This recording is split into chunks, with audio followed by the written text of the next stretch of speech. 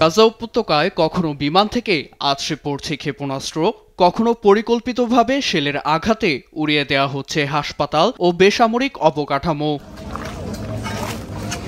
১.৫ বছরের বেশি সময়ে গাজায় প্রায় ৯০% জায়গার নিয়ন্ত্রণ নিয়েছে ইসরায়েলি বাহিনী। অবৈধভাবে নিয়ন্ত্রণে নেয়া এসব জায়গা ইসরায়েলি ভূখণ্ডের সঙ্গে যুক্ত করার ফন্দি এঁটেছেন প্রধানমন্ত্রী নেতানিয়াহু। এ সংক্রান্ত এক প্রতিবেদন সামনে এনেছে ইসরায়েলি প্রভাবশালী গণমাধ্যম হারেতস। হামাস যুদ্ধবিরতিতে রাজি না হলে তার সেনারা শিগগিরই পুরো গাজা দখলে নেবে, যা যুক্ত হবে ইসরায়েলের নতুন মানচিত্রে। যুক্তরাষ্ট্রের সমর্থন পাওয়া পরিকল্পনাটি মন্ত্রিসভায় উত্থাপন করবেন নেতানিয়াহু।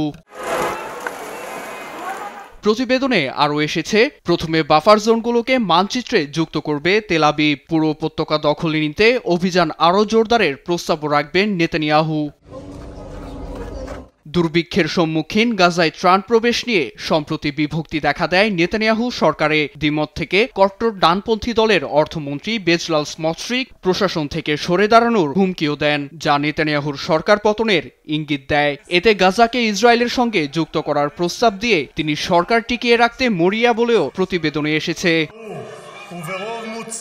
এ বাস্তবতায় প্রধানমন্ত্রীর প্রস্তাবের পর পদত্যাগ না করার ইঙ্গিত দিয়েছেন অর্থমন্ত্রী স্মট্রিক। বলেন, গাজার সশস্ত্র সংগঠন হামাসকে নির্মূল করা ইসরায়েলের মূল লক্ষ্য। রাজনৈতিক কারণে সেই লক্ষ্য থেকে সরে দাঁড়ালে তৈরি হবে নিরাপত্তা ঝুঁকি। এছাড়া গাজাকে ইসরায়েলের সঙ্গে যুক্ত করার প্রয়াসে আন্তর্জাতিক মহল নিষেধাজ্ঞা জারি করতে পারে বলেও মন্তব্য তার।